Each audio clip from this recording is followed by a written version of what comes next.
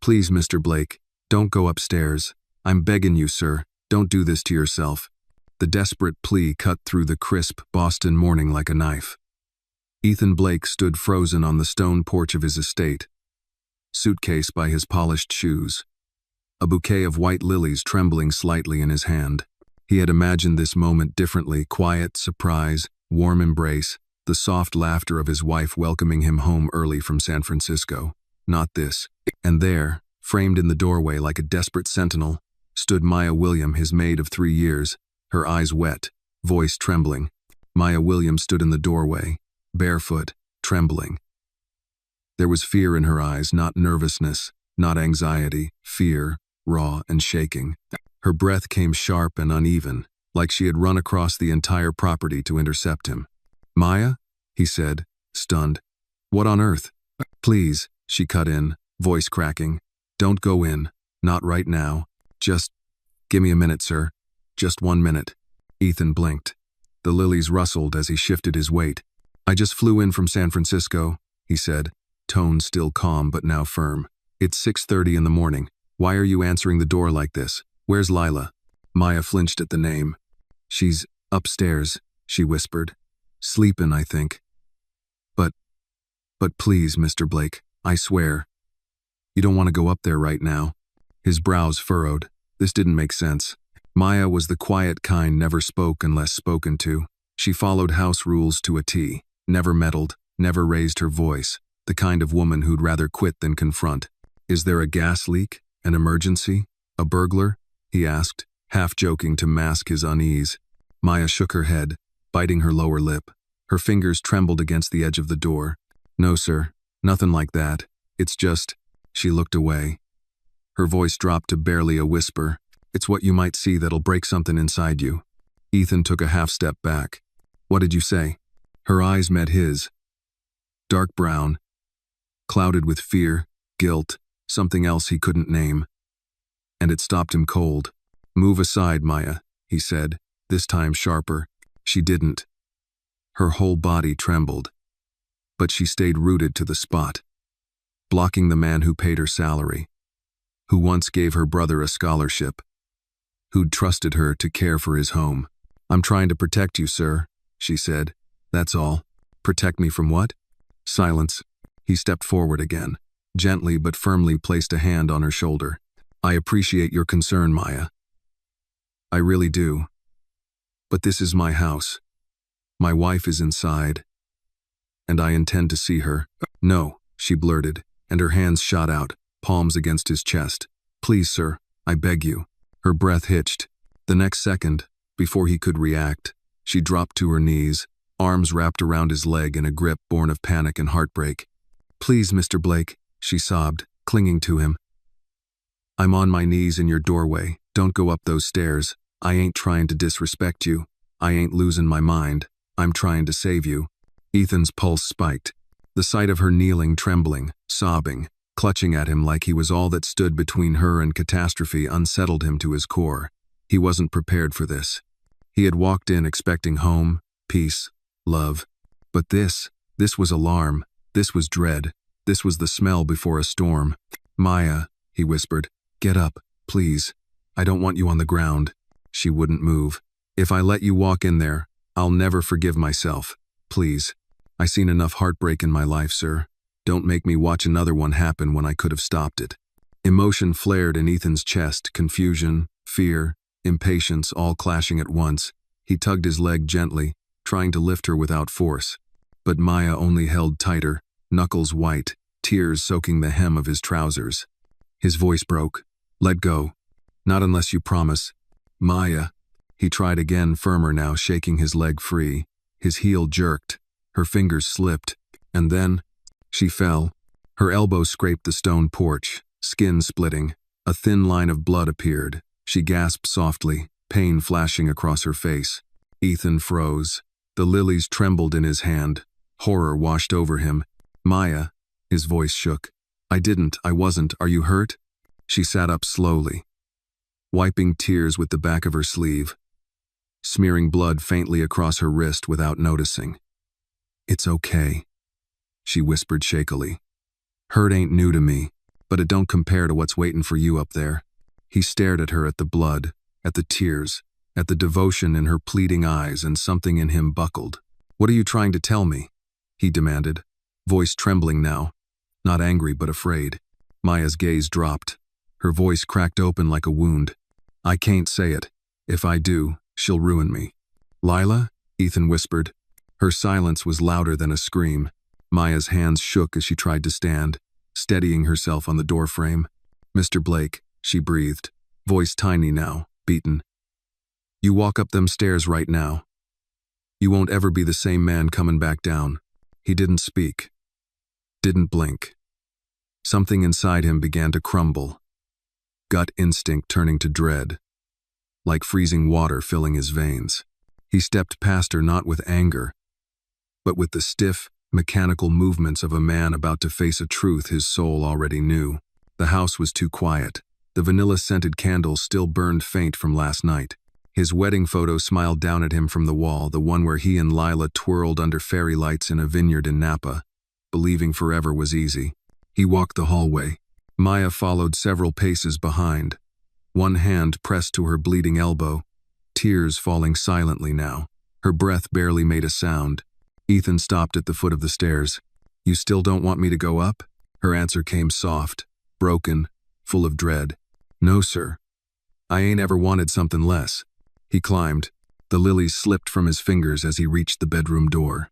He pushed it open, and the world fell apart. His wife was there, tangled with another man, the man who had stood beside him at his wedding. His breath left him in one brutal blow. "Lila." But his voice vanished. His vision blurred. A crushing weight seized his chest. And then, everything went dark. Behind him, Maya screamed. Maya's scream shattered the stillness of the morning. It wasn't just a sound, it was the kind of raw, aching cry that comes from witnessing a life splitting open. She stumbled into the room, breath ragged, hand trembling over her bleeding elbow as she dropped to her knees beside Ethan's fallen body. "Sir Mr. Blake, oh Lord, please." Her voice shook as she lifted his shoulders, her palms trembling against his suit jacket. "Please open your eyes. Please don't leave like this." The other man, shirt half on, still fumbling, pale with guilt, backed against the wall. His voice cracked like cheap glass. He fainted?" "You hush," Maya snapped through tears, her voice suddenly fierce. "You don't speak a word. Not after what you did in this house." He stammered again, but she didn't look at him. Her world was narrowed to the man in her arms. Ethan, limp, his face draining of color. She could feel the shallow rise and fall of his chest, faint, unsteady, fragile, like a candle in a storm. "Mr. Blake, please," she whispered, pressing her cheek to his chest for just a second, making sure. "Jesus, don't take him like this." Down the hall, a bedroom door creaked. Lila appeared, wrapped in a sheet, hair a tangle of luxury falling over her bare shoulders. Her expression was not shock, it was calculation wearing a thin coat of panic. "Maya, what?" Her voice halted as she saw Ethan on the floor. "Oh my God." Maya's head snapped up, eyes burning. "You stay right there, ma'am." That single word, ma'am, landed heavy. No respect in it, just truth. Lila took a trembling step forward. Ethan, baby, don't you touch him," Maya hissed, clutching his hand like a lifeline. "You done enough." For a moment the world seemed to hum with silence. The morning light streamed in, soft and golden, painting a scene so heartbreakingly still it might have been a painting of betrayal frozen in time. A perfect home, a broken man, and the two women kneeling in the wake of his collapse, one guilty, one pleading to God. Maya pulled her phone with shaking fingers and dialed with the speed of someone who had done this before, who had learned emergency numbers before she learned how to sign her own name in cursive. 911, she gasped. "It's my employer, he collapsed. Please send paramedics. Fast, he ain't breathing right." Her voice cracked, but she held firm.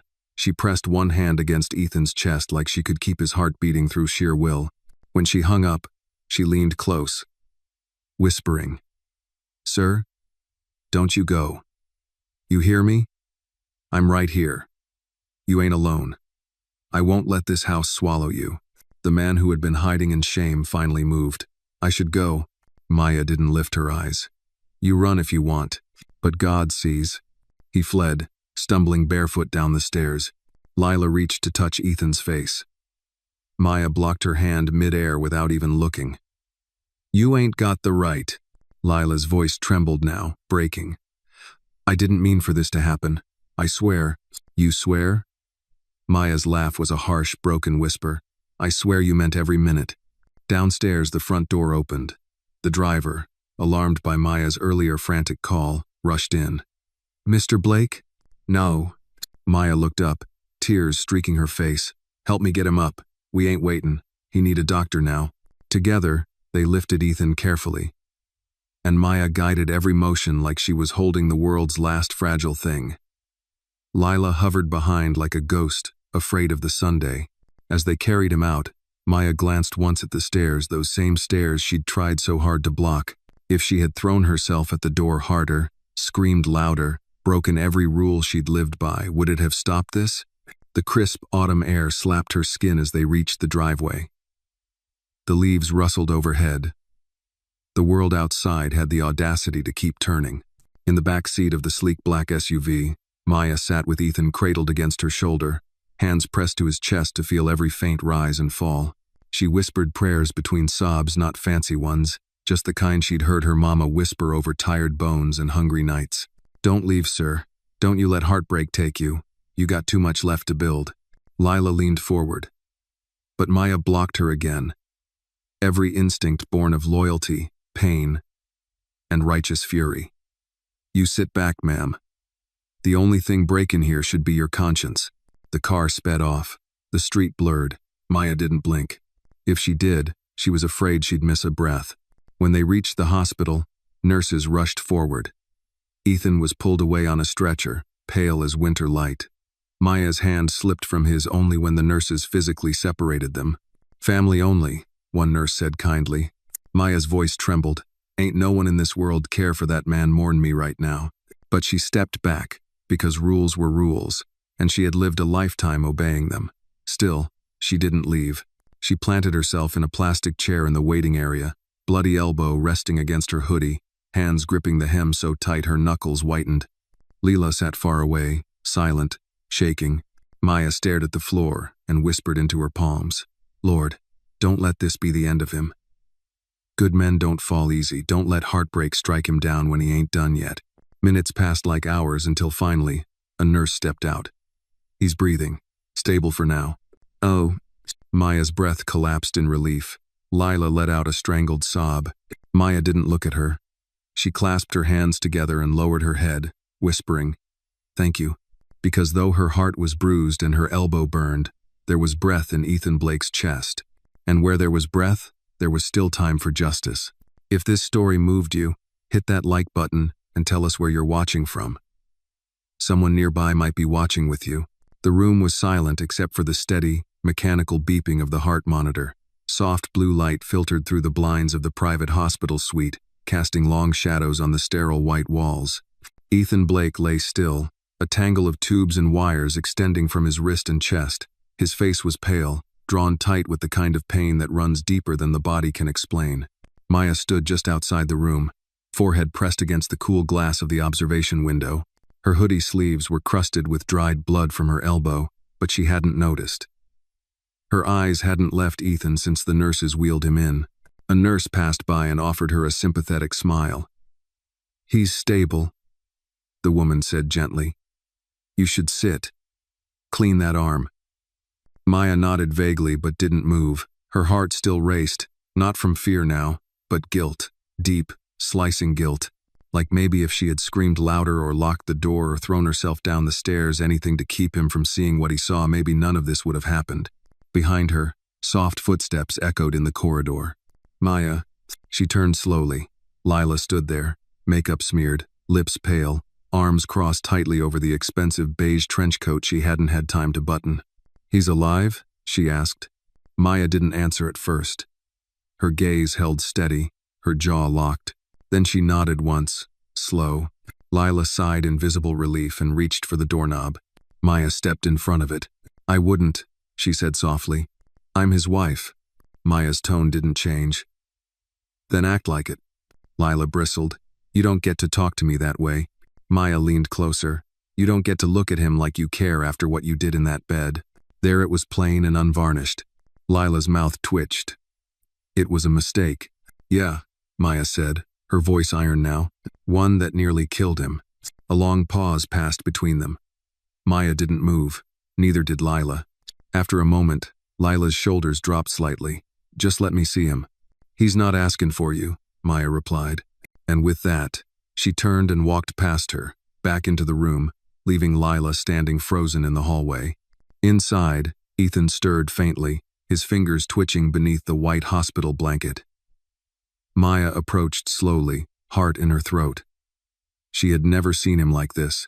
Not even when his father died 2 years ago had his face looked this broken, this lost. She pulled the chair closer to the bed and sat down carefully, folding her hands in her lap. Then softly, "It's me, sir. Maya. You're safe now." No response. But she kept talking. "Doctor says your pressure dropped from shock. They were worried it was your heart. But it ain't that kind of heart damage they can fix with wires and tubes. Is it?" She looked down, thumb tracing circles into her palm. "I'm sorry, sir. I'm real sorry I couldn't stop you in time."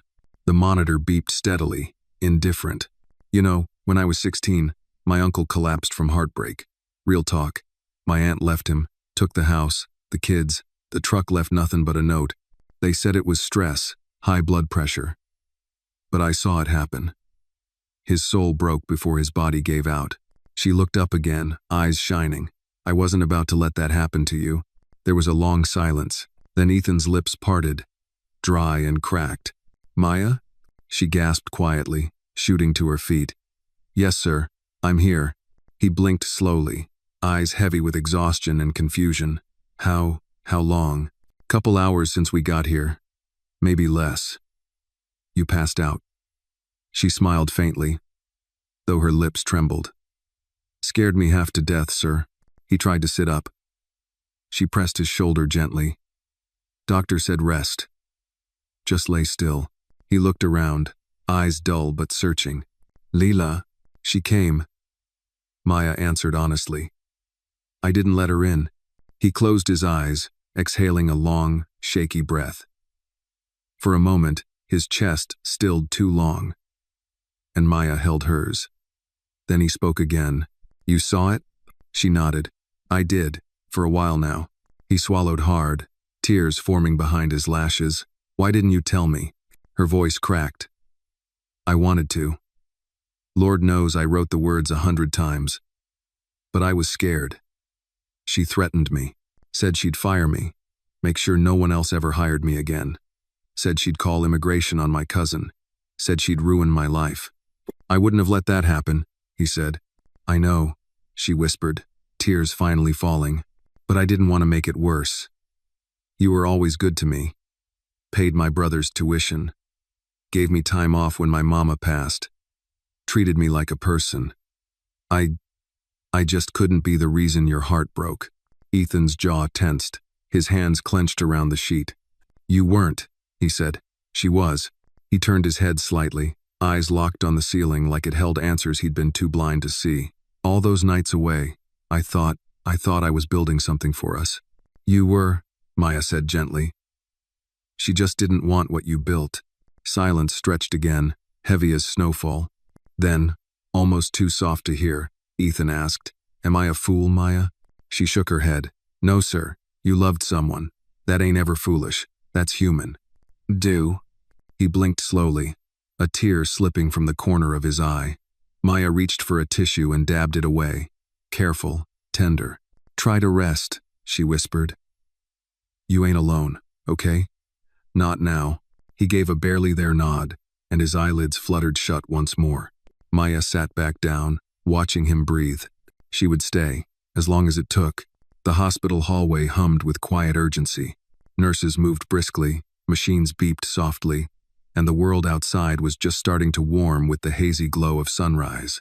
But inside Ethan Blake's private room, time felt suspended, held together by the faint rhythm of a heartbeat monitor and the soft sound of Maya's whispered prayers.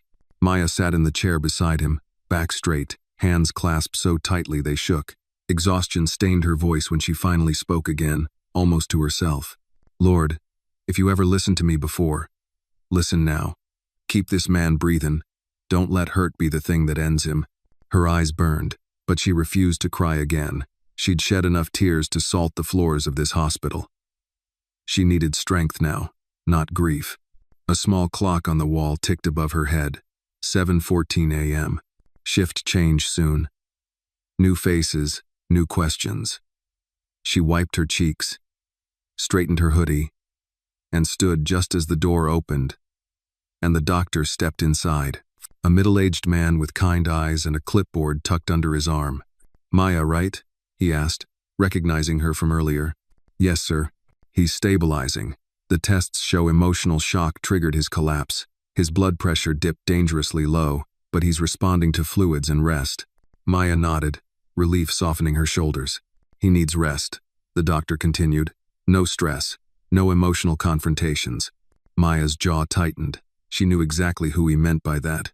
Before she could respond, footsteps echoed down the hall. Sharp, quick, trembling. Lila. She appeared in the doorway, hair neatly combed now, face powdered, lipstick soft pink. She had fixed her appearance, but her eyes were swollen and desperate. "Doctor, can I see my husband?" she asked, voice pitched painfully polite. Maya didn't turn, didn't blink, simply stood at Ethan's side like a guard carved from stone. The doctor glanced between them, sensing the tension. "He needs calm," he said carefully. "No distressing interactions." "I'm his wife," Lila insisted, jaw quivering. "He needs me." Maya slowly pivoted, her gaze cool and steady. Pain still sat behind her eyes, but strength had risen to meet it. "He needs peace," Maya replied. "Ain't the same thing." Lila's lips parted in offense. "You don't get to decide that." "I ain't decided nothin'," Maya said softly. "He did, the moment his heart fell at your feet." The silence that followed was thick, trembling with things better left unsaid. Lila stepped into the room anyway, chin high, but the moment her eyes landed on Ethan's still, pale face, her facade cracked. She pressed a hand over her mouth, shoulders hunching. "Oh God, Ethan." Maya moved slightly, blocking her path without touching her. "Back up, ma'am." Lila's voice rose, thin and brittle. "I love him." Maya's brows slowly lifted. "Love don't do what you did." Lila flinched. "He made a mistake." "No, ma'am," Maya said, voice low, sad, but firm like a church hymn sung in mourning. "Mistake is burnin' breakfast. Mistake is losing your keys. You made a choice." The words lingered, heavy as judgment. The doctor cleared his throat gently. "Mrs. Blake, I recommend you give him space." Lila's eyes brimmed again. I didn't think it would. I didn't think he'd break," Maya offered quietly. "People break, ma'am, even strong ones." Lila stared at her, stunned not by the words, but by the truth in them. A nurse stepped forward and touched Lila's elbow. "Ma'am, let's speak outside." Lila hesitated, looking at Ethan again, like she could will forgiveness into his stillness. Then she let herself be guided out, footsteps faint on polished tile.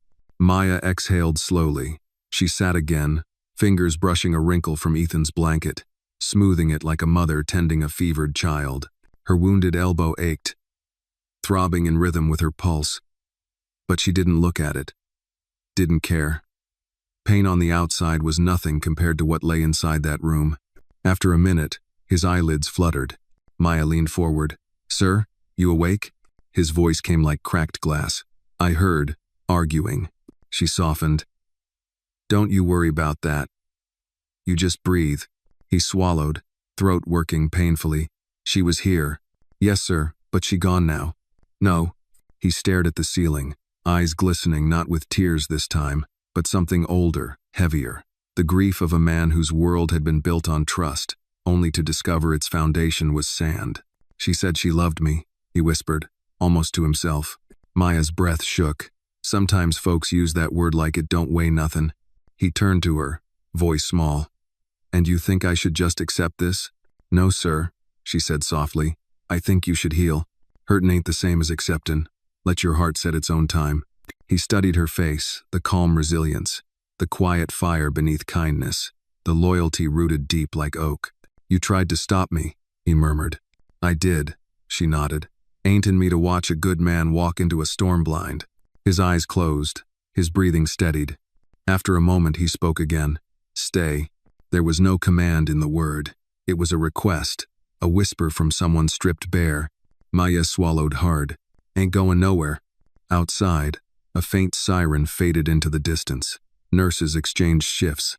The world moved on. Inside, Maya sat vigil, and the soft hum of machines wove a fragile cocoon around them. For the first time since dawn, Ethan slept without trembling. For the first time in her life, Maya felt the weight of fate settle around her shoulders not as burden, but as calling. She whispered, like a vow, I won't let the world break you, sir. Not while I still got breath. And in the quiet of that hospital morning, it felt less like a promise, and more like the beginning of a battle. The sun climbed slowly above the Boston skyline, bathing the hospital in warm, golden light that felt cruel in its indifference. In the room where Ethan Blake lay resting, the air had taken on a different weight, thick, still, reverent. Grief lived here, but so did something else. Something slower, quieter. Maya hadn't moved in hours. She sat upright in the cushioned chair beside Ethan's bed, her hands resting on her lap, one still lightly bandaged where her elbow had split open on the porch. The nurses had offered to redress it. She'd refused. She would let it sting, let it remind her of what loyalty had cost her that morning. Ethan stirred. Maya leaned in immediately. Sir?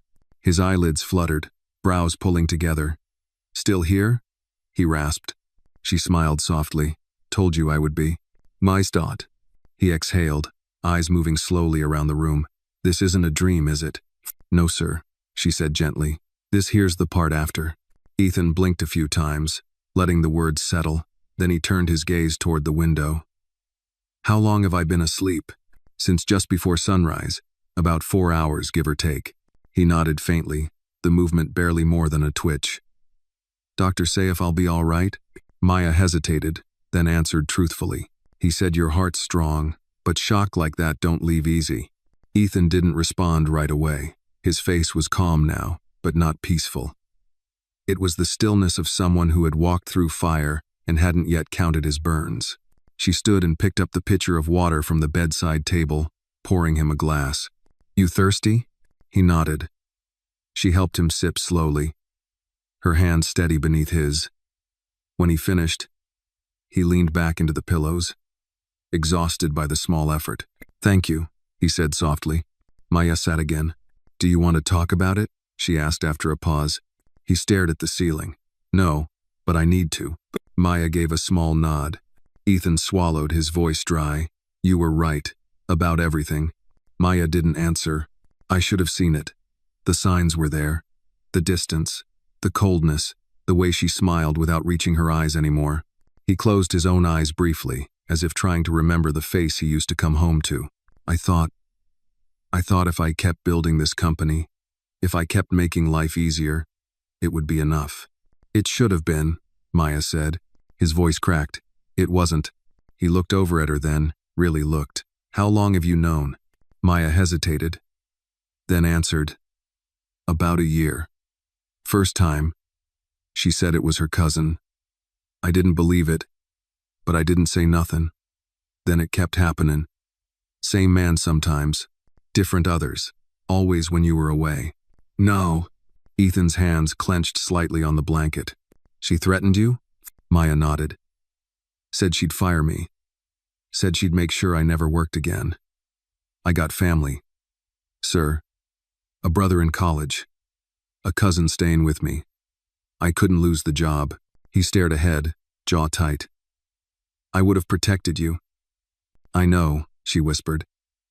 But back then, I thought protecting you meant keeping you from the truth. A beat of silence passed between them. You tried to warn me. I did, she said softly, but I failed. Ethan turned his head. No, you didn't fail. You were the only one who stood in my way, the only one who tried. She blinked rapidly, tears rising again. I wish I could have done more. You did more than anyone ever has, he said. His voice was raw now, quiet but sure. You didn't just serve in my house. You watched over it, over me. Maya wiped a tear from her cheek and tried to smile. Wasn't just a job to me, sir. I know, He let the silence return. It was a comfortable silence this time, thick with shared understanding, the kind that settles between people who've walked through fire together. After a moment, Maya stood and adjusted the blanket over his legs. "I should let you rest." But as she turned to leave, Ethan reached out. His fingers brushed her hand. "Stay." She paused. "I don't want to be alone right now," he said. "Not with all that in my head." Maya looked down at his hand, then at his face. For a moment, the distance between boss and employee dissolved. What remained were two souls tethered by a moment neither of them could ever forget. She nodded slowly and sat back down. "Would it be all right if I talk a little?" she asked. "About something else, just to pass the time." Ethan's eyes closed again. "Please." So she did. She told him about her brother's first day in college, how nervous he was but how proud their mother would have been. She told him about her cousin from Mississippi who kept sending her photos of new church hats every Sunday like it was Fashion Week. She even told him about the sweet old lady who lived across the hall in her apartment building and baked too much cornbread every week, leaving some at Maya's door without fail. As she spoke, his breathing slowed. His brow relaxed.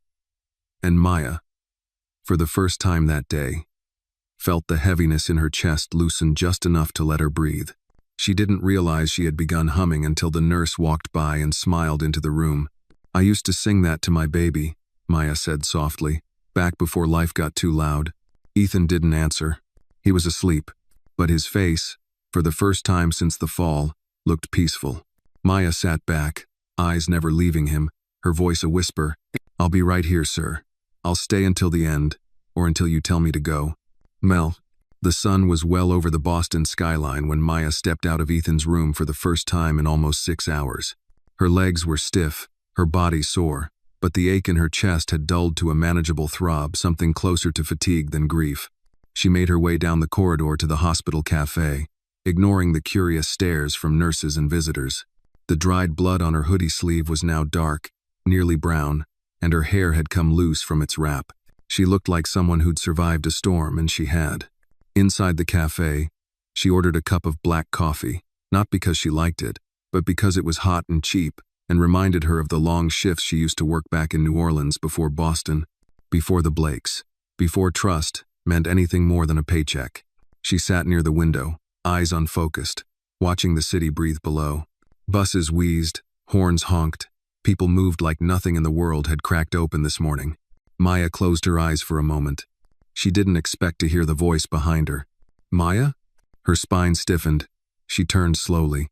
Lila, standing there, too put together for someone who had nearly destroyed a man just hours ago.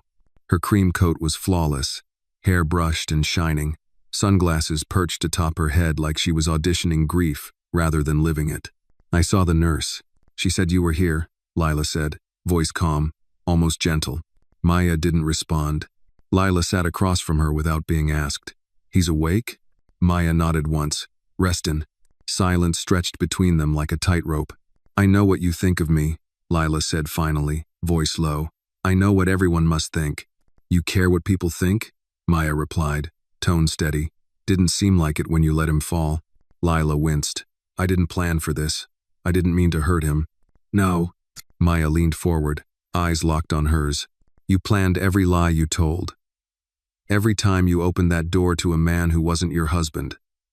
Every smile. Every whisper. You meant every one of those. Don't come here talking about what you didn't mean." Lila's voice faltered. "You don't understand." "I understand exactly," Maya said sharply. "I understand you had a man who built a life for you, who worked himself raw trying to make you proud, and instead of standing beside him, you sold his love for moments that didn't mean nothing. You ain't here for him. You're here because you lost the last person who believed you were more than the lies you told." Lila's eyes welled with tears, but they didn't fall. "I made a mistake." "No, ma'am," Maya whispered, just as she had in Ethan's hospital room. "You made a choice." Lila sat in stunned silence, her fingers fumbling with the strap of her designer purse. "I want to talk to him," she said after a moment. "Don't think he want that," Maya said. "And even if he did, now ain't the time." Lila's expression hardened. "He's my husband." Maya stood, coffee in hand. "And he almost died because of you." She left before Lila could say another word. Back in the room, Ethan was sitting up slowly, a nurse adjusting his pillow behind him. "You're back," he said, voice still weak. Maya smiled. "Wasn't far. Mo. You all right?" "I'm not the one hooked up to a machine," she said lightly, then softened. "But yes, I'm all right." He looked at her, gaze full of something quiet and unreadable. "She was here, wasn't she?" Maya hesitated, then nodded. "Tried to talk. I told her no." Ethan's jaw flexed. "Good. She said she wants to explain," Maya added. He turned his face toward the window, a long silence stretching between them. "You ever see something you believed in just vanish?" he asked. "Like 1 second it's real, and the next it's smoke." Maya nodded slowly. "Every child that's ever lost a parent knows that feeling. So do most folks who ever loved someone who didn't love them back." Ethan's voice grew tight. "It hurts. I know it does. I don't know how to hate her," he confessed. "I want to. I should. But I just feel empty." Maya stepped closer. "Hate don't heal nothing. All it does is burn you twice." He looked at her, the corners of his mouth twitching slightly. "You got a lot of wisdom for someone under 30. She shrugged. "Life don't wait to teach, sir. It just throws you in." He chuckled softly, then winced as the motion pulled at something in his chest. Maya reached for the cup of water and helped him take a sip. "I don't know what happens next," he said after a while. "You don't have to," Maya replied. "You just gotta get through the next hour, then the next, then tomorrow." He leaned his head back against the pillows. "You ever lose someone who wasn't dead?" he asked. Maya didn't answer right away. Then she sat down beside him again and said, "My daddy walked out when I was 9. Left mama to raise 3 kids on her own. No note. No goodbye. Just gone. And for years I prayed he'd come back. Hated him for leaving. Then hated myself for still hoping he might." She looked down at her hands. "But hope don't die easy. It just gets quieter." Ethan stared at her, eyes glassy. "How'd you let it go?" "I didn't," she said simply. "I just stopped letting it steer me." Outside the window, clouds had gathered. The golden light of earlier had turned gray. The kind of gray that tells you rain is coming. But not just yet. "I'm gonna have to go home soon," Ethan said. Maya's expression didn't change. "You don't have to rush. Ain't no law says a man's gotta go back to the place that broke him before he's ready." He gave a small smile. "Feels strange thinking of that house like that." "It ain't the walls, sir," she said gently. "It's what happened inside 'em." He was quiet for a moment. Then he said, "When I do go back, I'd like you there." Maya blinked. "Me?" "Yes. Not as help, not as staff. As someone I trust. Someone who'll tell me the truth even when it hurts." Her voice caught. "That what you want?" "I don't know what I want," he admitted. "But I know who I trust now. And it's a short list." She nodded, heart swelling with something she didn't dare name. "I'll be there," she said, "long as you need." As the machines hummed and the rain began to whisper against the glass, Ethan closed his eyes. Not in pain, but in something close to peace. The rain had come softly during the night, and by morning, it blanketed the city in a pale gray mist. Outside Ethan's hospital room window, droplets slid slowly down the glass, tracing quiet patterns like the thoughts that wandered across his mind. He had been awake since just after dawn, but he hadn't spoken. Not even when the nurse came in to check his vitals or when the orderly rolled in breakfast he didn't touch. Maya sat in the corner, legs crossed at the ankle, arms folded loosely. She said nothing either. The silence between them wasn't uncomfortable. It was the kind of silence that grows between two people who have passed through fire together and no longer need to fill every space with sound. Finally, Ethan spoke. "Do you think people can come back from this?" Maya looked up. "You mean heartbreak?" He nodded, his eyes still on the window. "Yeah, the kind that doesn't just bruise it, unbuilds you." She took a moment, choosing her words carefully. "I think some folks carry pain like bricks, stacking it up, building walls round their heart. Others, they carry it like wind, let it pass through, even if it shakes the house." Ethan's eyes shifted to her. "And what do you carry?" Maya gave a soft laugh. "Me? I carry it like shoes. Heavy ones. Can't take 'em off, but I learned to walk anyway." A flicker of something close to a smile touched the corner of his mouth. "That's poetic." She shrugged. "Ain't poetry. It's survival." They sat for another moment before Ethan stirred again, his voice lower this time. She told me once she hated silence, said it made her feel lonely. Maya said nothing, but now I realize it wasn't silence she hated. It was herself in it. Maya unfolded her arms and leaned forward. People run from silence, 'cause it holds a mirror. And most folks don't want to look too close. He nodded slowly. I wonder, he said, if I ever really knew her, or if I just loved the idea of her so hard I filled in the blanks myself. Maya didn't answer right away. She let the question settle. I think love's like paint, she said softly. You put it on a person and hope it sticks. But if they keep washing themselves in lies, no color gonna hold. Ethan exhaled. It wasn't quite a sigh, more like release, a quiet letting go of something that had been lodged deep in his chest. A knock came at the door. A nurse poked her head in, smiling. Mr. Blake, your doctor will be in soon. But there's someone in the lobby asking to see you.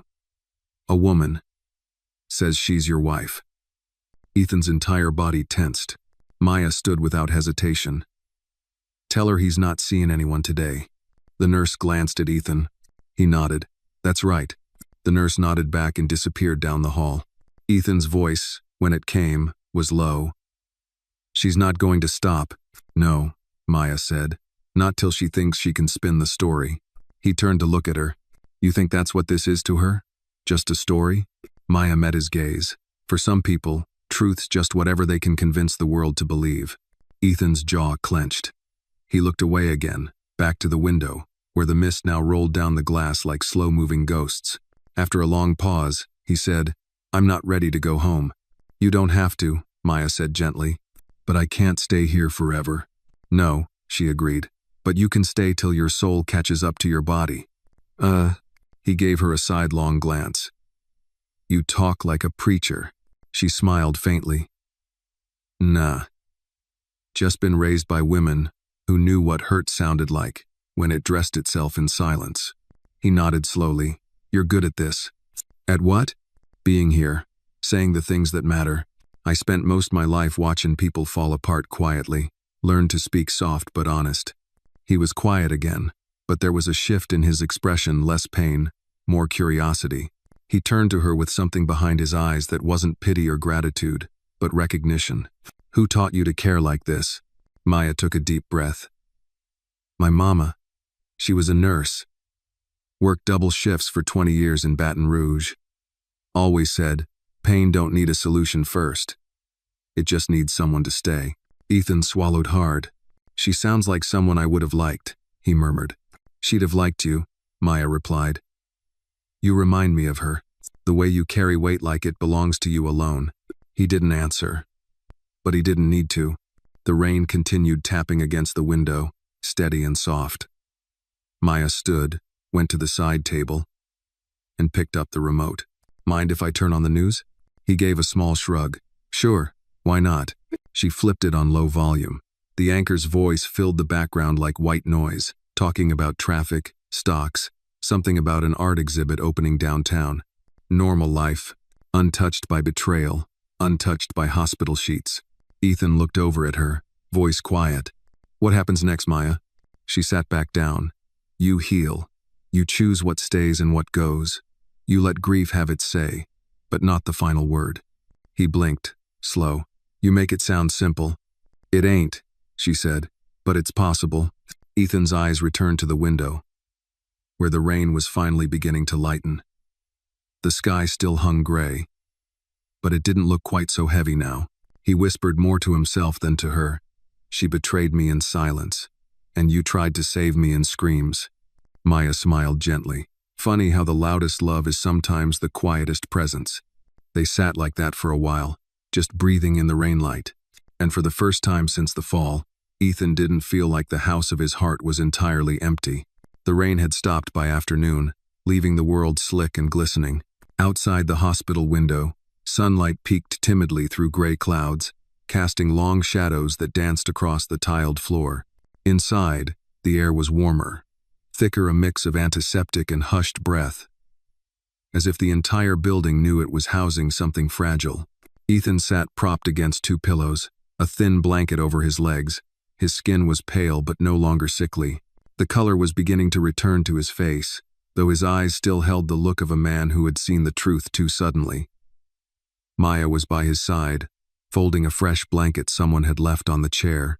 "Do you remember," he said quietly, "the day you first started working in the house?"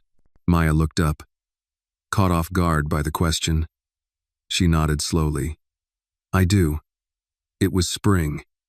You had a client fly in from London, and the house was full of noise. Staff everywhere. You were quiet," Ethan said. "Didn't speak unless someone asked you something. I wasn't sure how long I'd last. Thought maybe I was too plain for a house that polished." He gave a weak smile. "You were the only one who didn't pretend." Maya raised a brow. "Sir, you didn't pretend to like anyone. You were polite, but you were real. Everyone else smiled like it was their job. You just did yours." Maya folded the blanket once more, smoothing the edge with care. "I didn't think anyone noticed." "I did," he said, "and Lila did too." She stilled. "She said you were the only one who made her nervous, because you saw too much." Maya didn't answer. Ethan turned toward her. "Was that true? Did you see it even back then?"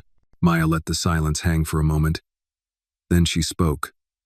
Soft and sure. "I didn't see everything, but I saw she was restless. Like she was always waiting for a world better than the one she already had." Ethan's throat tightened. "And I thought I was that world." "She made you feel that way," Maya said. "Some folks got a gift for making love feel like magic, till the trick's over." He looked down at his hands, resting still atop the sheet. "I feel like a fool." "No, sir," she said gently. "You feel like a man who loved honest. That ain't foolish. That's rare." He leaned back, exhaling slowly. "You know the worst part?" Maya shook her head. "I keep replaying every good moment we had, and wondering if she meant it, or if it was all just rehearsal for the lie." Maya's voice dropped. "Sometimes the lie needs a little truth to make it look right. Doesn't mean you imagined the good. Just means it wasn't all you thought it was." They fell quiet again, the television humming low in the background. A commercial for a luxury cruise flickered across the screen, full of laughter, champagne, sunsets. Ethan didn't look at it. He was watching the way the light fell across the floor. Then he said, "I don't think I can go back to that house." Maya met his eyes. "Not yet. Maybe not ever." She considered him. "You built that house, sir. Filled it with memories. Don't let her turn it into a place you fear." "It already is," he whispered. "Every corner reminds me of what I didn't see." Maya stood and walked slowly to the window. She looked out at the parking lot, at the reflection of the sky and the rain puddles. "You know what my mama used to say?" she asked, not turning around. "A house ain't a home until you take the hurt out of the walls." Ethan watched her, waiting. She said, "Sometimes you gotta walk the rooms again. Speak truth where lies were told. Forgive what hurt you. Burn what fooled you. Then start again." He swallowed hard. "And if I can't forgive?" She turned her gaze steady. "Then you remember, and you live in spite of it." He didn't respond right away, but the tension in his shoulders lessened just a little. After a while, he said, "I saw her face when I fell. She didn't move, didn't even reach for me." Maya's voice was steady. "That's 'cause she wasn't holding love. She was holding fear of being found out." Ethan's breath caught.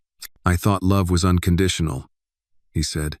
"It is," Maya replied, "but not unaccountable."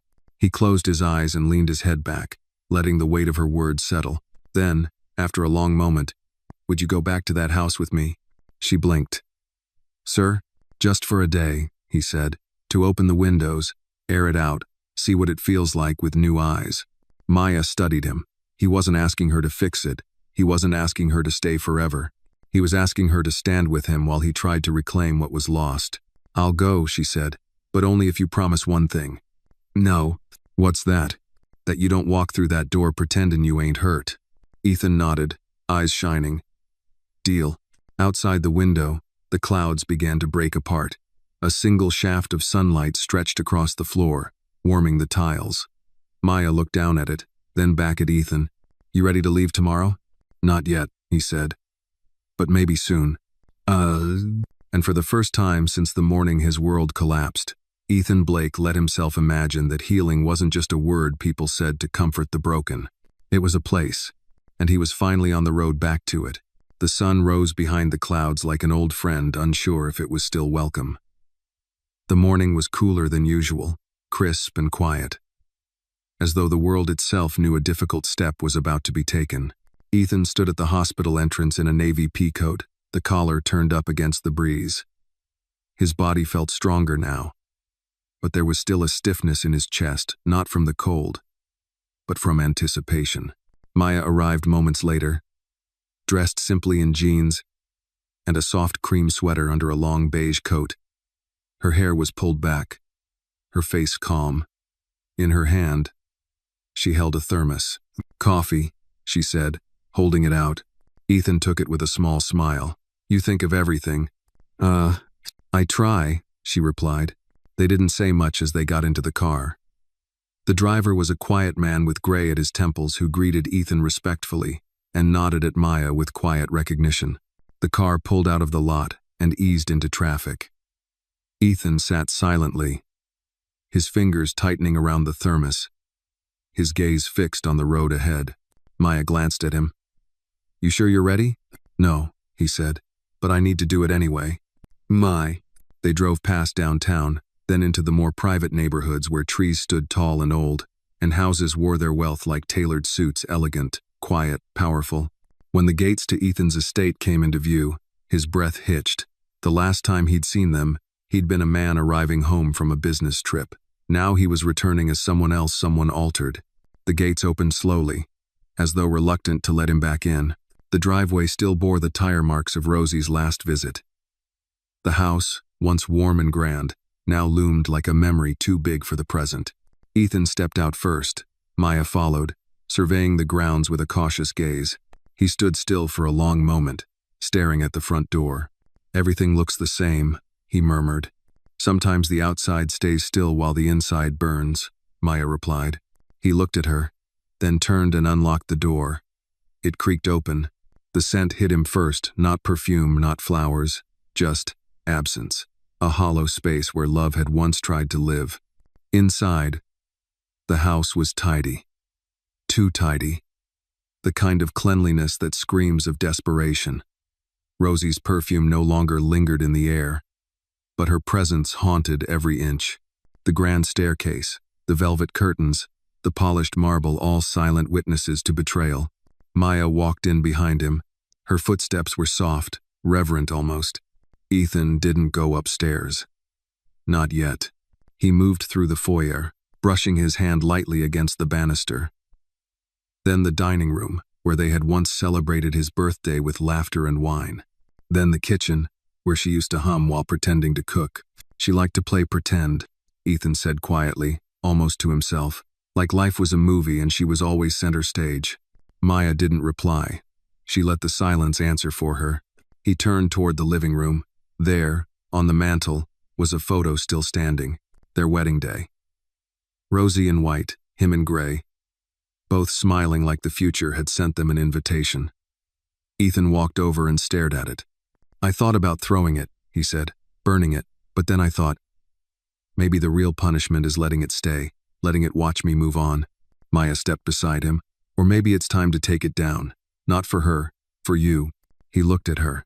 Then slowly, deliberately, he lifted the photo off the mantel and placed it face down on the table. Small action, big shift.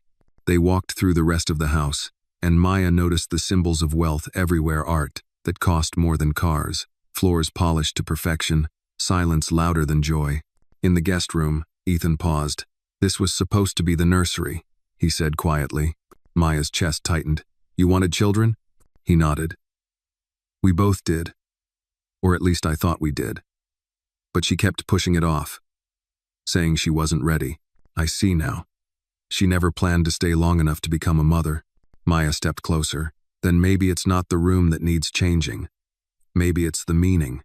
Ethan looked around the room again, imagining something new, not what it was meant to be, but what it could become. They made their way to the stairs. Ethan hesitated at the bottom, his hands clenched at his sides. "You don't have to," Maya said softly.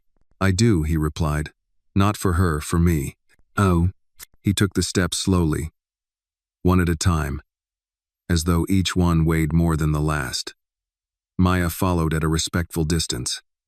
When they reached the bedroom door, Ethan paused, then pushed it open. The bed was made. The sheets were fresh. The space looked untouched. But in his mind, the memory replayed anyway, her head on another man's chest. The look in her eyes when she saw him standing there.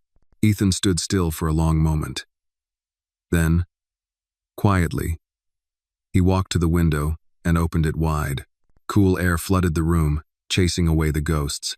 Maya came to stand by the door, watching him with care. I don't hate her, he said finally. That's okay, Maya said. Hate ain't the opposite of love. Indifference is. He turned, and their eyes met. I thought I needed answers, he said, but maybe I just needed to see it one last time, as it really was. Maya gave a small nod. He stepped away from the window, took one last look at the bed, and then walked out of the room, down the stairs, through the hall, out the front door. Maya followed him. At the foot of the steps, he stopped and turned to look at the house once more. I'm going to sell it. Maya was surprised, but she said nothing. He looked at her. You were right. This place holds too much of what broke me. I don't need it to heal. You've already started, she said. Ethan exhaled. For the first time, it felt like a clean breath. I don't know where I'll go yet, he said. Maya smiled gently. Sometimes you don't need a full map, just a first step. He looked at her. You're good at being a compass, he said. I just listen, she replied. Most folks already know the way. They just need someone to walk it with them a little. He nodded. As they got back into the car, Ethan glanced at the rearview mirror. The house behind him was still standing, but it no longer felt like a home or a prison.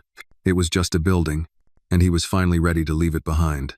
It was late afternoon by the time Ethan returned to the city. The air held that golden hue that only autumn could cast, making even the cracked sidewalks and honking traffic feel poetic in some small way. The SUV pulled into the underground garage of his high-rise penthouse. Maya stepped out first, instinctively checking her surroundings before Ethan emerged. You sure you want to do this today? She asked, her voice calm but laced with care. I have to, he said, adjusting his coat. If I wait any longer, I might change my mind. Maya didn't press.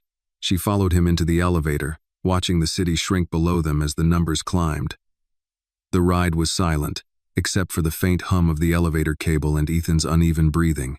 When the doors opened into his private lobby, the familiar scent of cedarwood greeted them. A housekeeper had been by. Everything was polished, neat, but untouched. Ethan made his way to his study while Maya waited in the living room, sinking into the large armchair near the window. He returned 10 minutes later, holding a thin manila envelope. It wasn't sealed yet. She looked up at him. That it? He nodded. Divorce papers. Final draft. All I have to do is sign and send. Maya hesitated. You want to be alone? No, he said surprisingly. I don't. He sat across from her, the envelope resting between his palms. His thumbs brushed its edge like he was trying to feel the weight of the decision in the paper. For years, I thought my greatest strength was building things, he said, voice low. I built companies, built homes, built a life, but I was wrong. Maya tilted her head slightly. Then what was it? He looked up, eyes steady. Endings. That's the real strength, knowing when to let go. She said nothing, just nodded.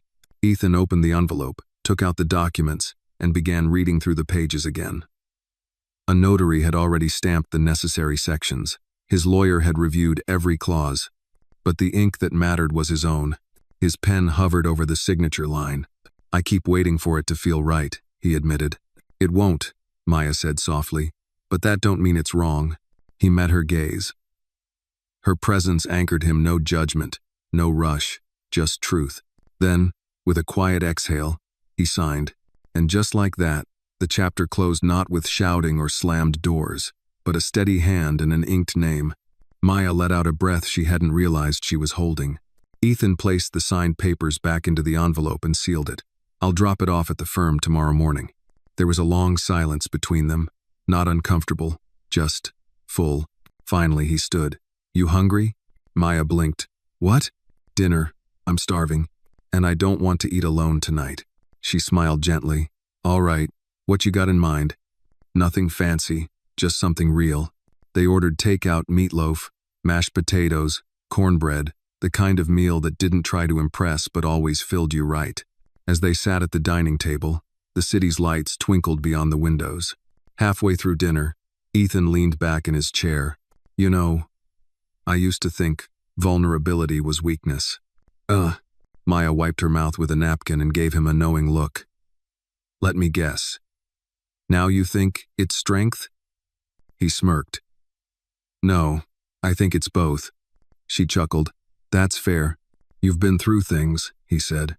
I see it in the way you carry silence. It's not empty, it's protective. Maya's smile faded slightly, replaced by something softer. We all carry something. Some of us just learn to do it quiet. He nodded. You ever think about leaving? Starting over? I did, she said, right before I met you. What stopped you? She paused. Someone showed me that being seen doesn't always mean being used. Sometimes, it just means being seen. That lingered in the air between them.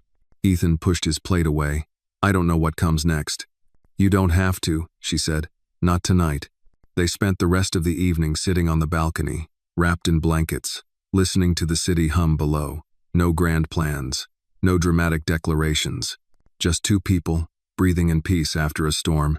The next morning, Ethan dropped the envelope at the law firm. No hesitation, no turning back. As he stepped out onto the sidewalk, a light breeze tugged at his coat. He turned his face to the sun and let it warm him. He was no longer the man who walked through that bedroom door. He was something else now. Not broken. Becoming. 3 days passed since Ethan submitted the signed divorce papers. And in that short window, the news had begun to leak. Quietly, as it always did in circles of wealth and power. No press release. No scandalous headline yet, but in the echoing hallways of social clubs, charity boards, and executive lounges, whispers moved faster than truth. Ethan Whitmore, the golden boy of Wall Street, was getting divorced. Maya didn't need confirmation. She could feel the shift in the air. Back at the penthouse, things were calmer now. Ethan spent more time in his home office than usual, but it wasn't to drown himself in work, it was a retreat. A space to think, to rebuild. He didn't avoid Maya. In fact, they shared more meals now. Short conversations, silences that didn't feel heavy. This morning, as she was setting his breakfast tray, poached eggs, avocado toast, and a side of grapefruit, Maya noticed him standing by the window, phone to his ear, face unreadable. Yes, I understand, he said, voice clipped. Just send me the full report. He hung up and turned. Well, he sighed. It started. Maya tilted her head. The press? Not yet, but Rosie's lawyer leaked a snippet. A friend of a gossip columnist. You know how it goes. She nodded, placing the tray gently on the table. She's trying to control the narrative, Ethan continued. Paint me as cold, distant, career, obsessed. Claims she was emotionally abandoned. Maya's eyes narrowed slightly. That woman wouldn't know emotional abandonment if it danced on her front porch.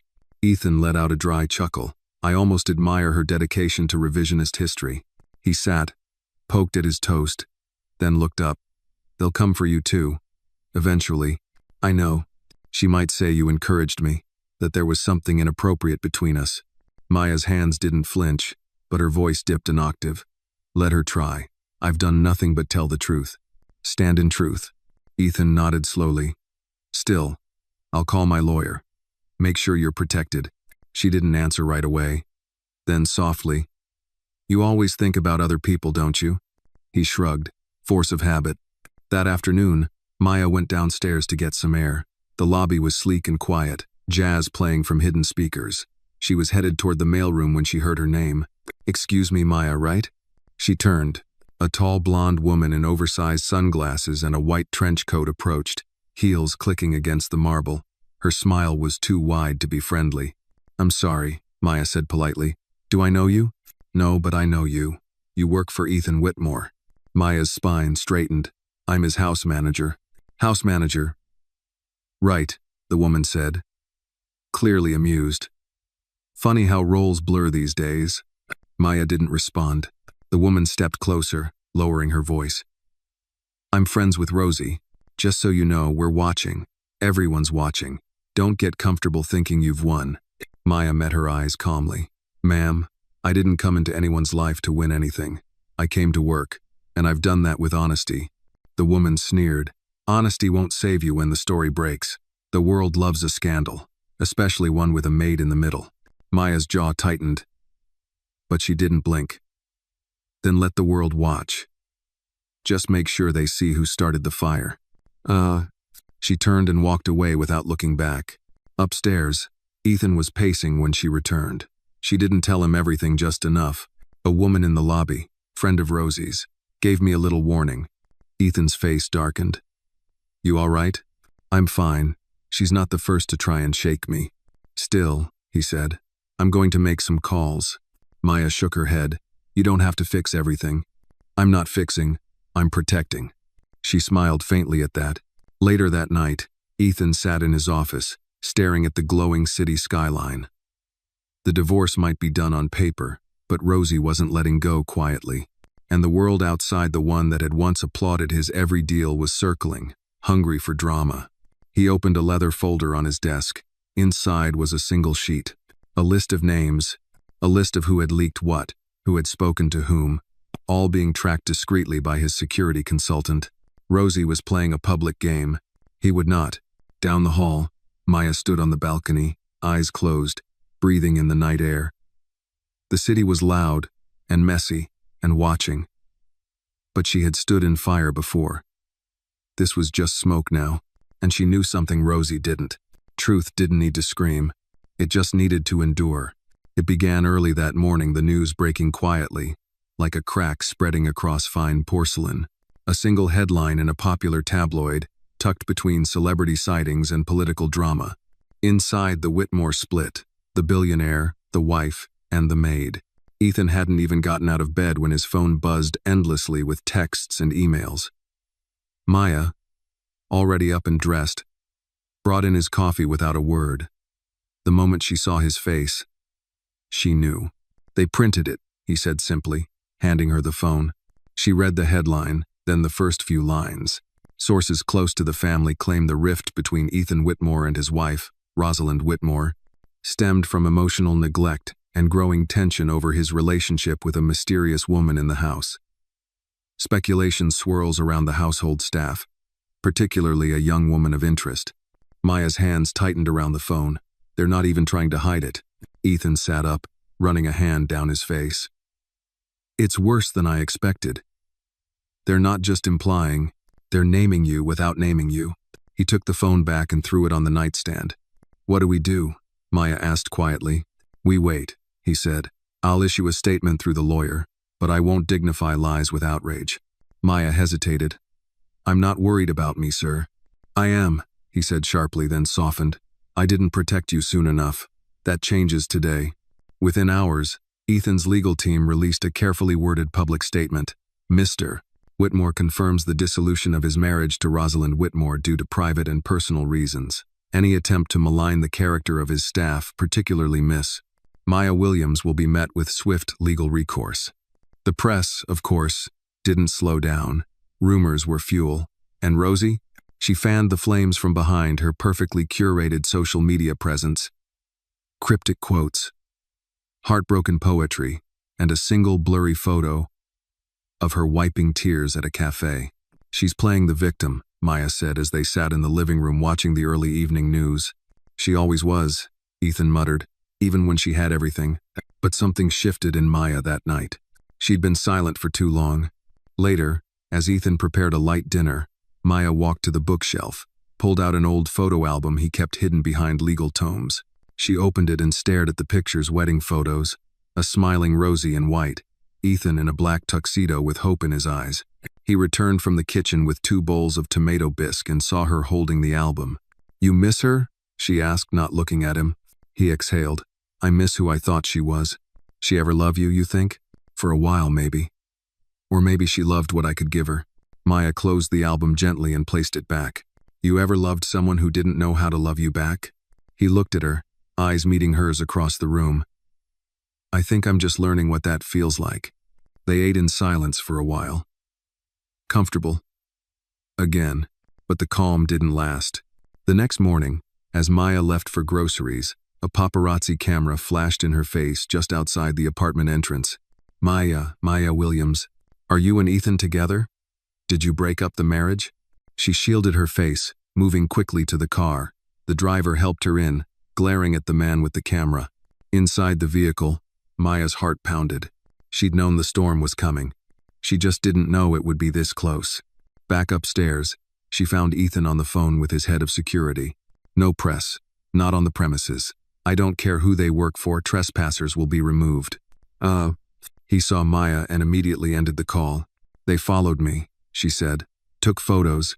His face turned to stone. Are you all right? I am, but this is getting louder. He nodded. Then it's time we say something. Maya blinked. What do you mean? An interview. One time. With someone reputable. Get the truth out before the lies root too deep. Her eyes widened. You think they'll believe us? I think they'll believe clarity, he said. People aren't stupid. They just need a reason not to feed on rumors. 2 days later, Ethan and Maya sat in a quiet studio across from an anchor at a national news network. The lights were warm. The camera red light blinking. Ethan spoke first. Calm, clear. He told the truth, not all of it, but enough. That his marriage had been over long before any papers were signed. That Maya had been loyal, honest, and undeserving of public shame. And then Maya spoke, her voice steady, eyes unwavering. I was raised to believe that dignity was something you carried with you even when no one else sees it. I never tried to break a home. I tried to protect someone who didn't deserve to be hurt. That's all I did. That's all I will ever claim. When it aired that night, the response was overwhelming. Not everyone believed, but many did. Messages flooded in from strangers, nurses, grandmothers, retired teachers, people who had seen pain. Who knew what it was like to be blamed for someone else's choice? You spoke for more than just yourself, Ethan told her after the broadcast ended. Maya smiled faintly. I spoke for anyone who's ever been in the shadows. He reached for her hand tentatively, respectfully. Thank you, he said, her fingers wrapped around his gently. Don't thank me, sir. Just don't let this change you. Ethan looked out the window at the flashing skyline. It won't, he whispered, because for the first time, I finally know who I am. By the next week, the worst of the storm had passed.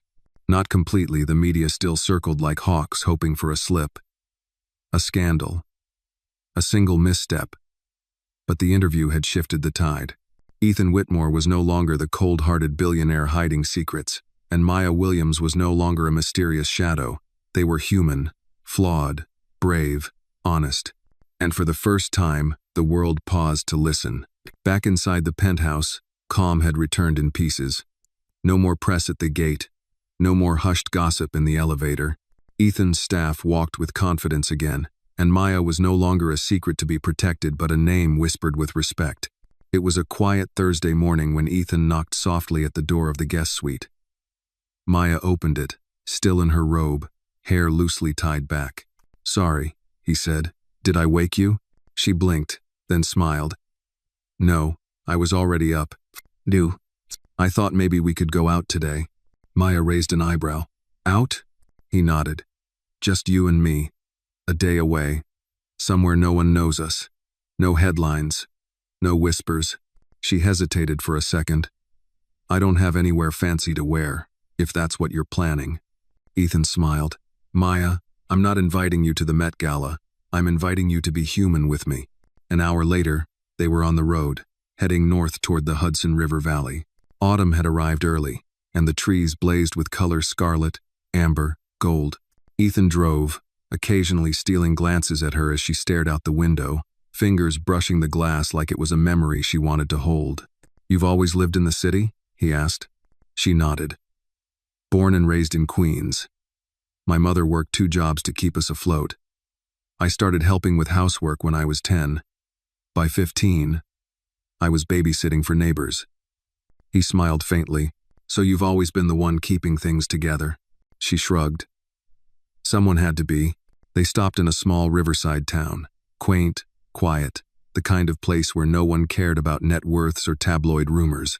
They walked through an art fair, bought coffee from a street vendor, and browsed second-hand books from a dusty table near the park. Maya picked up a worn copy of To Kill a Mockingbird, turning the pages gently. Atticus Finch, she said, was the first man I admired in literature. He spoke softly, but never backed down. Ethan watched her. Reminds me of someone else I know. She chuckled. If you're calling me a Southern lawyer, you're way off. No, he said, but you're a kind of defender. Quiet, strong. They sat under a willow tree by the river for lunch, just sandwiches and bottled lemonade, but it felt like a feast. For once, they didn't talk about Rosie, or the scandal, or the weight of what had happened. Instead, they talked about music, childhood, old fears, and secret dreams. I wanted to be a teacher, Maya admitted. I even got a scholarship, but my little brother got sick. We couldn't afford treatment in college. Ethan looked at her for a long moment. You still could. I'm 29, Ethan. And? You're not 90? She laughed softly. Maybe someday. He didn't press. Just filed the dream away in the quiet part of his heart where important things lived now. As the sun dipped lower, they drove back in silence, not awkward, but warm. That night, back at the penthouse, Maya stood in the kitchen reheating leftovers while Ethan opened a bottle of wine. He poured 2 glasses, handed her one. To new chapters, he said. To surviving the last one, she replied. They clinked glasses. Later, as she was about to retreat to her room, Ethan stopped her.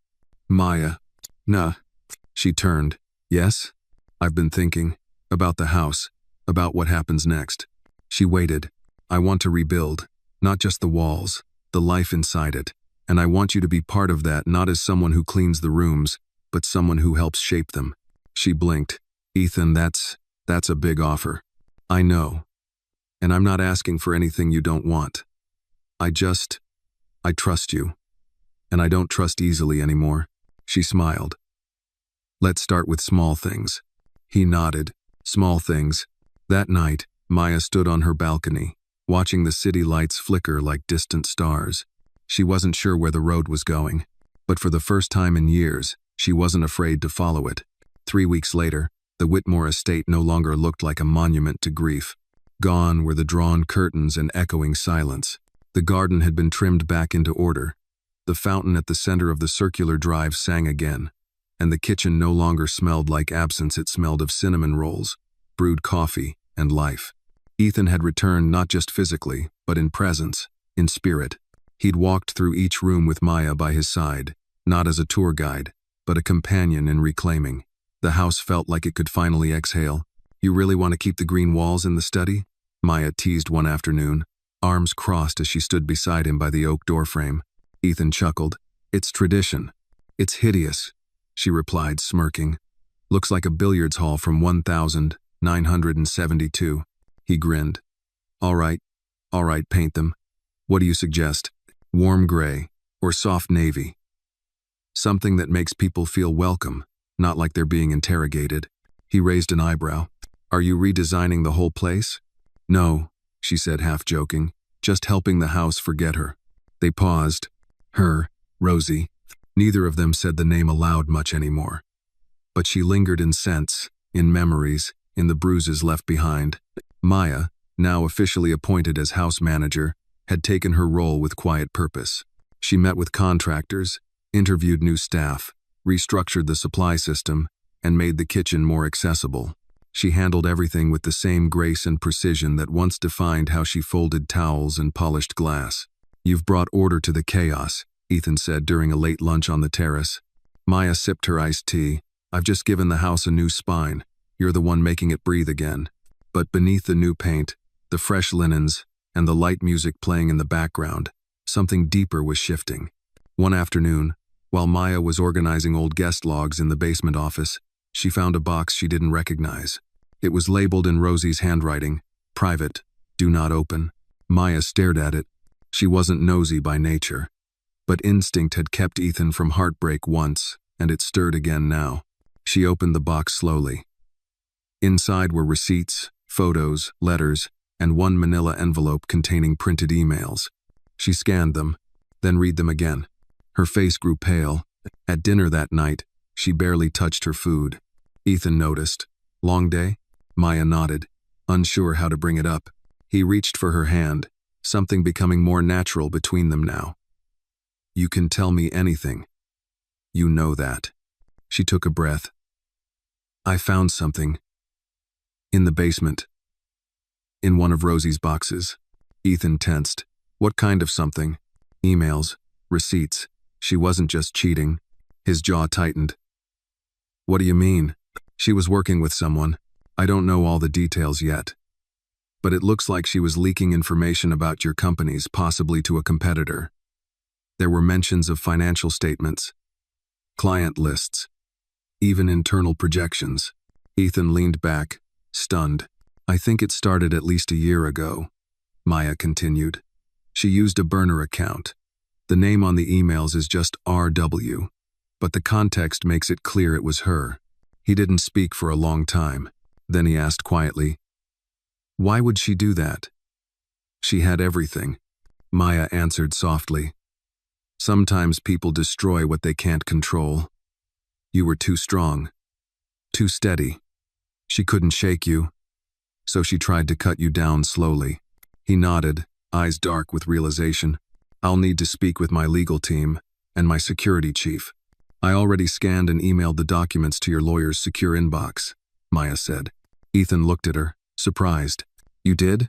I figured the sooner you know, the better. I'm sorry, Ethan. He shook his head. Don't be sorry. Be glad you were brave. They sat in silence for a moment. Then he reached into his coat pocket and pulled out a small velvet box.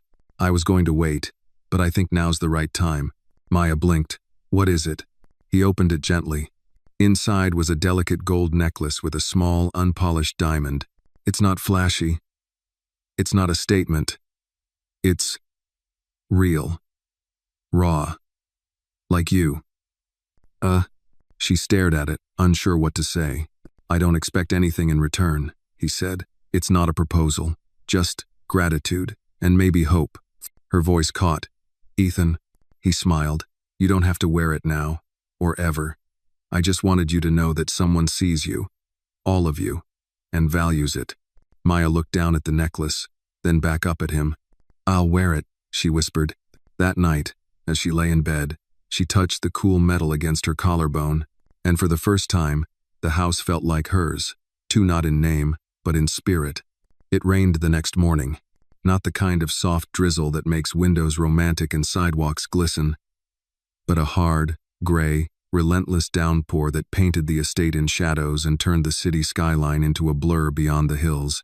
Ethan stood by the tall glass windows of his study, coffee in hand, watching it fall.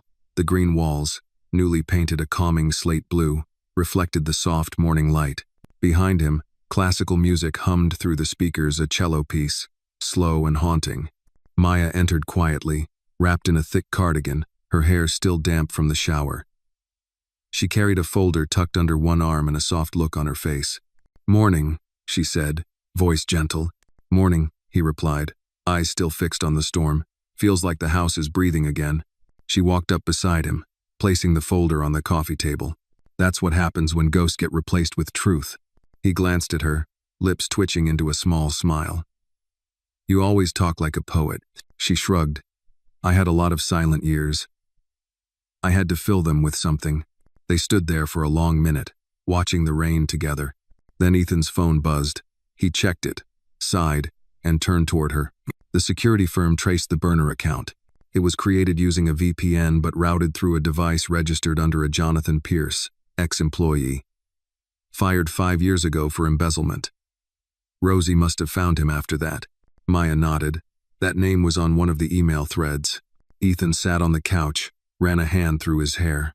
My legal team is building the case, but they warned me if it goes public, it's going to get ugly again. It always does when the truth walks in, Maya said. But this time, you're not alone. Ugh. He looked up at her, the weight in his chest a little lighter. Do you regret it? He asked suddenly. She blinked. Regret what? Staying. helping me, letting the world see you. Maya lowered herself onto the chair across from him. I regret that it took you getting your heart broken for anyone to see the kind of man you are, she said honestly. But no, Ethan. I don't regret staying. I just wish you didn't have to hurt so much first. He swallowed the lump rising in his throat. Outside, the rain intensified.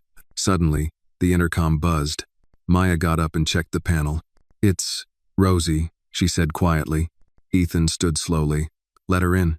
Maya hesitated. You sure? I need to see what truth looks like on her face. Minutes later, the front door opened. Rosie stood dripping on the threshold, soaked to the bone. Her once polished curls hung limp. The beige trench coat she wore was spotted with rain. No makeup. No earrings. Just her unmasked. Ethan waited in the foyer, arms crossed, guarded but calm. Maya stood off to the side, silent as stone. Rosie's eyes darted between them, lingering just a second too long on Maya before she spoke. I know I'm the last person you want to see. Ethan didn't answer. She stepped forward, voice trembling. I came to say I'm sorry. For everything. For the lies, the betrayal, the theft. So it's true, he said. She nodded. Yes, I leaked the financials. I let someone use me because I was angry and selfish and, honestly, I thought you'd never find out. And what now? He asked coldly. I turned myself in, she said. The lawyer confirmed it by now, I'm sure. I gave them everything I had. Emails. Accounts. I'm cooperating. Ethan studied her. You didn't do that for me. No, she admitted. I did it because I couldn't sleep anymore. Because I realized I don't like the woman I became. And maybe it's too late, but I wanted to try and clean up something before it's all gone. There was silence. Then Rosie turned to Maya. I judged you, she said. I belittled you, and you were the only person who tried to protect him. You don't owe me forgiveness. But I needed to say it, out loud. Maya nodded once. You're right, I don't forgive you. But I hope you become someone you can. Rosie's lips trembled. Then she turned to leave.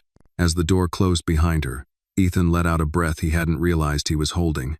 She's really gone, he said. Maya stepped beside him. You're free. He looked at her. I was free the moment I stopped loving her, he said. But now I get to choose who walks beside me in peace. That night, the rain stopped. The house was quiet again, but not hollow. Maya sat on the back patio, her book resting open in her lap. Ethan joined her, carrying 2 mugs of cocoa. She's turning herself in, he said. It's official now. Maya took the mug. Then the past is behind you. He looked at her in the low light. And the future? She met his eyes, steady and warm. One step at a time. The sun returned the next day, filtered softly through autumn-colored clouds. The estate, soaked from the night storm, glistened like something newly baptized. Dew clung to the rose bushes. Light crept through the library windows like forgiveness. Maya stood at the back of the house, looking out over the garden. The crispness in the air reminded her of home, not the place, but the feeling. The kind you get when something ends, and something gentler begins. Inside, Ethan sat in his study, staring at the manila envelope Rosie had left behind. The confession, the signatures, the cold legality of a betrayal finally documented. Her arrest had made the headlines by morning, but he had given no comment to the press. He didn't need noise. He needed truth and stillness. Maya entered, holding a small tray tea, honey, a blueberry muffin. You look like you need real food, she said, setting it down. You skipped breakfast. He smiled faintly. You're becoming dangerously good at reading me. I'm a professional, remember? He leaned back, watching her pour the tea. Rosie used to do that. Once, when we were newly married. Maya didn't flinch. People often give their best selves first. He nodded slowly. I keep thinking, what if I saw the signs earlier? What if I'd come home one day sooner? Maya sat across from him. And what if you hadn't come home at all? She said gently. You'd still be in the dark. Sometimes pain is the price of light. Ethan took a breath. You always know how to say what I'm not ready to admit. She offered a small smile. That's what friends do. He looked at her, really looked. You still see me as just a friend? The question hung in the room, soft but seismic. Maya's hands froze for a moment, then slowly returned the teapot to its place. Her eyes didn't meet his. "I see you as a man who's healing," she said, "and I don't want to rush a man out of a storm he's still drying off from." Ethan's voice was low. "What if I want to walk into the sunlight with someone beside me?" Maya finally looked at him. Her gaze was steady, full of caution and warmth. "Then walk slowly," she said, "and mean every step." Later that afternoon, the estate phone rang. Maya answered. It was Mr. Arlo, the old groundskeeper, calling from the local hospital. His wife, Clara, had taken a fall. He didn't know who else to call. Ethan was already grabbing his coat by the time Maya told him. "Let's go," he said. "They were with this house before I even bought it." At the hospital, Clara lay in a soft-lit room, bandaged but alert. Mr. Arlo stood beside her, gripping her hand with the tenderness of a man who had loved through decades. "You didn't have to come, Mr. Whitmore," Arlo said, eyes wet. "You took care of my home," Ethan replied. "Let me take care of yours." Maya stood quietly behind him, watching the way Ethan interacted with the nurses, how he knelt beside Clara and listened to every word. He didn't play the billionaire there. He played the man. Later, in the parking lot, Ethan turned to Maya as they walked toward his car. "I've made a list." She raised an eyebrow. "Of? People I trust. People I want near me from now on. It's a short list." She smiled. "Am I on it?" He stopped, looked her in the eye. "You are the list." That night, they didn't eat in the dining hall. They sat at the kitchen island like two old friends, warmed by soup and cornbread, their knees nearly touching under the counter. Maya laughed at one of Ethan's clumsy childhood stories, how he once tried to iron his school pants while wearing them and ended up burning his thigh. "Serves you right," she chuckled, dabbing her eye. "You wouldn't have lasted a day with 10-year-old me," he said. "I think I could have handled you," she teased. Even back then, as the night deepened, they didn't speak of Rosie, or betrayal, or court dates. They spoke of favorite songs, of the first movies that made them cry, of what peace might look like in a world that never really stops spinning. Ethan watched her laugh, the corners of her eyes crinkling. He thought of how far they'd come from that morning when she blocked his path with trembling hands to now, when her hands steadied everything around them. He reached across the counter and gently took her fingers. "No more ghosts," he said. She nodded. "Only choices." "No." And just like that, something unspoken settled between them, not rushed, not forced. Just possible. Morning sunlight spilled into the kitchen, warm and golden. The birds were louder today, as if even they sensed the shift in the house, the way it now breathed easier. Maya stood at the sink rinsing fruit, humming softly to herself, when she heard the familiar shuffle of footsteps behind her. "You hum when you're happy," Ethan said, his voice still thick with sleep. She turned, surprised to see him barefoot, holding 2 mugs of coffee. His shirt was untucked, sleeves rolled up, casual, comfortable, more man than mogul. "And you smile when you're not trying to," she replied. He handed her one of the mugs. Their fingers touched just briefly, but it sent a flutter through both of them. They didn't speak of it. "I've been thinking," he said as they leaned on the counter, "about the estate, the staff, this whole life." Maya sipped quietly, waiting. "I don't want to rebuild the same walls again," he said. "Not the physical ones, the personal ones." She nodded slowly. "So," he continued, "I want to promote you officially. House manager, full authority. You hire who you trust, dismiss who you don't. I'll sign whatever you need." Maya blinked. "You're serious?" "I'm tired of people pretending to be loyal," he said. "You were loyal when it cost you everything. That's the kind of foundation I want." She took a breath. "All right, but if I'm in charge, no more marble floors in the kids' wing." He grinned. "Kids' wing? I thought we were dreaming big," she teased, then looked away, cheeks coloring. Ethan's smile softened, but he didn't press. Instead, he handed her a sealed envelope. "What's this?" she asked. "My resignation," he said. Her eyes widened. "From the board, from Whitmore Holdings. I'm stepping down." Maya stared at him. "Ethan, that company is your legacy." "No," he said gently. "That company is my father's legacy. I just carried it forward. But my life, my real life, is still waiting to be built." She placed the envelope on the table between them. You sure about this? He looked at her, eyes steady. The day I collapsed, I realized how fast everything can end. If I don't choose peace now, I may never get the chance again. They were quiet for a while. Then Maya said softly, "What does peace look like to you?" Ethan looked around the quiet kitchen, the light filtering through curtains, the scent of warm coffee. Her. This, he said. You. Me. A home that's honest. The front gate buzzer interrupted the moment. Maya walked over to check the screen. It's your sister. Ethan's brow furrowed. Angela? He hadn't seen her since their mother's funeral. Let her in, he said. Moments later, Angela Whitmore stepped into the foyer. Mid-40s, polished and elegant in a navy suit, she carried herself like someone who still moved through the upper echelons of power, but her eyes, those betrayed a storm beneath. Ethan, she said stiffly. Angela. They embraced, brief and formal. I heard about Rosie, the arrest, the scandal. You came to gloat? He asked, tone neutral.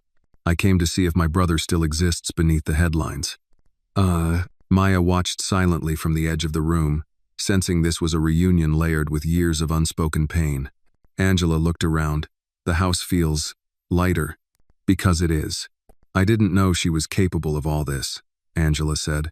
I warned you she was ambitious, but she wasn't the only blind spot, Ethan cut in. Angela flinched. You haven't returned my calls in years, he said. You shut me out, she replied. After Dad died, after the company shifted, you built walls so high I couldn't even see where you stood. He said nothing. She softened. But I see you now. And I see her. Her eyes flicked to Maya. I remember you, Angela said. From the foundation gala. Maya smiled politely. That was a lifetime ago. Not to people who remember kindness, Angela replied, surprising them both. Ethan exhaled. Why are you really here? Angela stepped forward. To say I'm sorry, and to ask if you'll come to Mom's memorial next week. It's been 5 years. I thought you were holding it without me. I was, but now, I don't want the old pain to define us. Ethan hesitated. Then he nodded. I'll come. Angela smiled faintly. Bring her. Maya looked up, startled. Me? Angela turned. If you don't come, he might not go. And he needs to. For closure. For 1,000 things. She left a card on the entryway table, then walked out as suddenly as she arrived. The silence lingered until Ethan turned to Maya. You okay? She nodded slowly. She's intense. She always was. You gonna go? I think I have to, he said. For my mother. For the past. Then he looked at her, voice quieter. Will you come with me? Maya hesitated, but only for a moment. Yes, she said. If I'm walking beside you, I won't stop at the door. He reached for her hand. Then let's face it. Together. Man. The sun was setting behind the churchyard when Ethan's black sedan pulled up near the Whitmore family estate chapel. The memorial was understated just how his mother would have wanted it. A few close friends, extended relatives, and members of the foundation had gathered under the open sky, a soft breeze rustling through the oak trees that lined the path. Ethan stepped out first, dressed in a classic black suit, no tie, a single white rose pinned to his lapel. Beside him, Maya stepped down in a dark navy dress, elegant and simple. Her curls pinned back neatly. A quiet strength in her posture. They walked together toward the chapel, the gravel crunching beneath their feet. Heads turned not just in recognition, but surprise. The stoic billionaire was here. And not alone. Angela stood near the front, hands clasped, eyes watching. When she saw Ethan approach with Maya, something in her expression softened pride, maybe, or relief. As they took their seats near the front row, the pastor stepped up and began a short, heartfelt eulogy. She was a woman of quiet resilience, he said, gesturing toward the modest memorial photo of Mrs. Whitmore. Not loud with her love, but loyal. Not grand with her gestures, but dependable. She believed in giving, even when no one was watching. And she raised her children to believe the same. Ethan stared ahead, unmoving. Maya reached for his hand under the pew. He didn't hesitate. He held hers back. The pastor continued, "Sometimes, our truest strength shows not in how we rise, but in how we endure, in how we forgive, and in how we love again after losing." Ethan exhaled, long and slow. After the memorial, Angela approached as guests began to disperse. "You came," she said. "I said I would." She looked at Maya, offering a small nod of gratitude. "I'm glad," she added, voice gentler now. "We lost too many years already. I don't want to lose more." "No." Ethan gave a faint smile. "Neither do I." Then Angela did something unexpected. She hugged him. Not tightly, just long enough to say what words couldn't. Later that evening, they returned to the Whitmore estate. The house looked different in the dim light, less like a monument, more like a home. Rosie's belongings were long gone, her presence replaced by something warmer, more grounded. Ethan changed into something more relaxed: khakis, a linen shirt, and joined Maya in the sunroom, where she sat curled up on the couch, reading. "Do you ever miss what came before?" he asked, taking a seat across from her. Maya looked up, thoughtful. "Sometimes. But missing something doesn't mean you want it back. It just means you're honest about where you came from." He nodded slowly. "You always know what to say." She set her book down. "No, I just learned to listen to silence. It tells you more than people realize." He leaned forward. "And what is it telling you now?" Maya hesitated, then said softly, "That this house, this life, is ready for something new." Ethan studied her face. "So am I." He stood, walked to the window, and stared out into the garden where the night breeze gently moved the swing under the tree. Then he turned back to her. "I've made so many mistakes, trusted the wrong people, forgot how to look inward." "You didn't forget," Maya said. "You just got too busy surviving." He walked over and sat beside her, eyes steady. "Do you believe in second chances, Maya?" She smiled faintly. "No, I believe in real chances. The kind that don't rush, that don't need to be called second anything." Ethan nodded. "I want that," he whispered. She leaned into him, her shoulder brushing his. "So take it," she whispered back. A long silence followed, not uncomfortable, but full like the pause before a new song starts. The quiet between thunder and rain. Then, slowly, Ethan took her hand in his. Not as a boss, not as a man broken, but as someone finally whole enough to offer something honest. "You saved me, Maya, and not just that day at the door." She turned to him, voice barely a breath. "Then let's build something neither of us has to be saved from." They sat there until the stars emerged, silent witnesses to the end of a story and the beginning of something new.